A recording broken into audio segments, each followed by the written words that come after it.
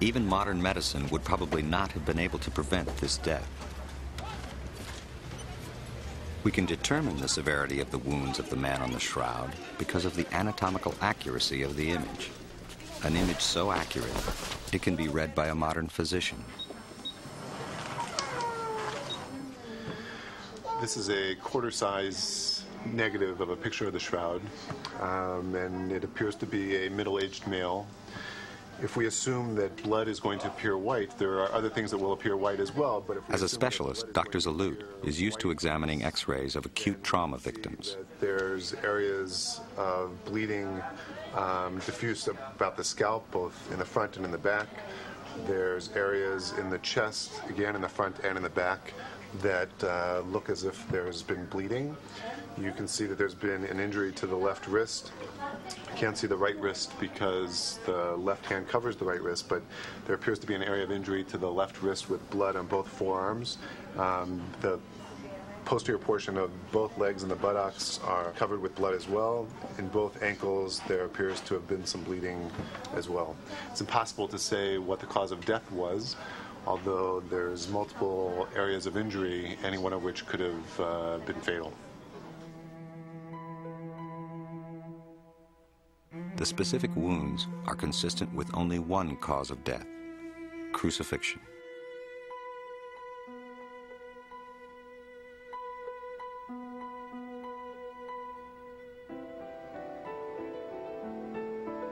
In the late 1970s, a group of scientists pressured the church to let them examine the shroud with the latest technology. An agreement was finally reached, and the Shroud of Turin research project, STURP, was on its way to Italy. STURP was put together primarily with the purpose of examining the shroud to determine how the image was formed. But we had the big problem of never being able to see the thing we were to examine until we got there. It was like an expedition into an unknown part of the jungle. We brought with us a host of technologies, virtually every type of imaging that we had available to us to determine how the image was formed. I thought that I was going to be able to walk into the room, see the shroud unveiled, walk up to it, look closely, see the brush strokes, and go home. Vern Miller was another of the scientists involved. He also started off with a skeptical attitude. The first time I had heard about the Shroud of Turin was from Barry Schwartz, which I thought was a fairy tale of some type. But STURP's objective was to find the mechanism that caused the image to appear on a piece of linen cloth, and not to authenticate the cloth as the burial wrapping of Christ. So relieved of that responsibility, we could look at it in a much more objective way.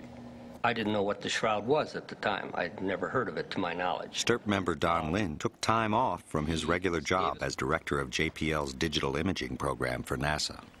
At the time, we were working on the Viking program, which was a soft lander on Mars. We basically had one day to set up the equipment, get it unpacked, set up, and calibrated. And that night, we were supposed to get the shroud around midnight. And of course, about 11 o'clock, a little early, very unusual, the shroud was brought down the hallway into the room.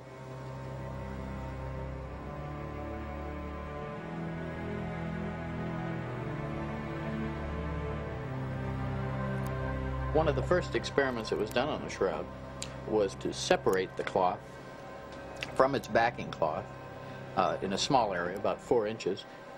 That allowed us the first look at the backside or the underside of the Shroud of Turin in 400 years, and this image is the precise moment that they took their first peek at the back of the shroud.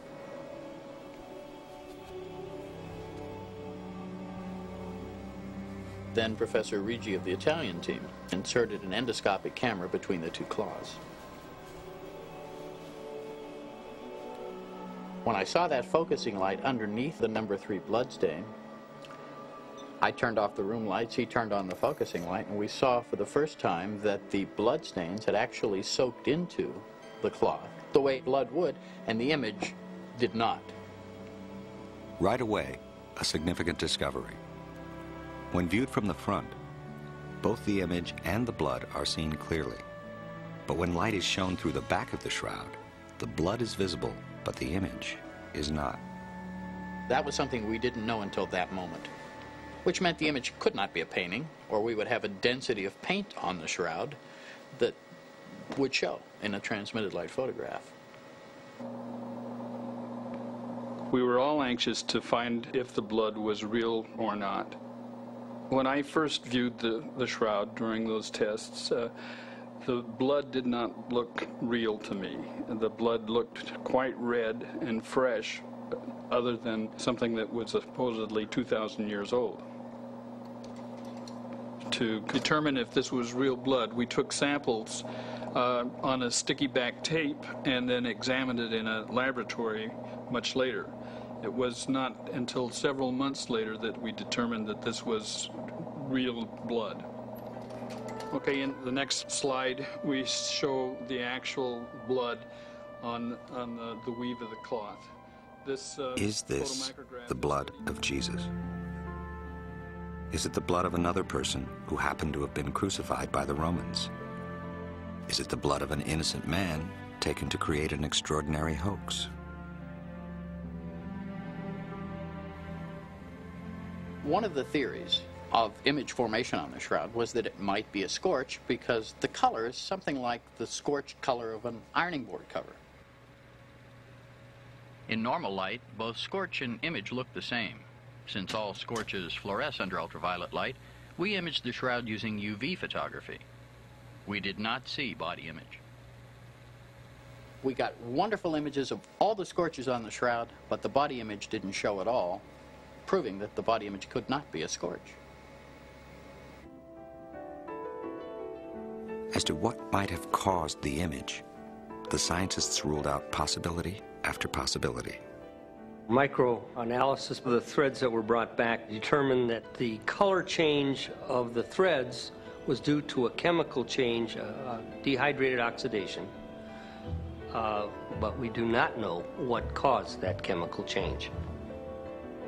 The stains on the cloth are remarkably subtle and complex. One fiber will be discolored, while an adjacent one is not. Yet each fiber is only 1/10 the diameter of a human hair. And in some places, the image only penetrates to 1/500th of an inch. There is no known way of replicating such markings on a cloth.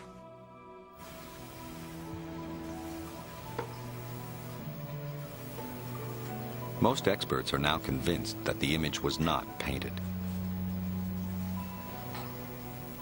In the search to understand how it was created, scientists placed it under a machine called the VP-8 Image Analyzer, a unique device used by NASA to interpret photographs from space.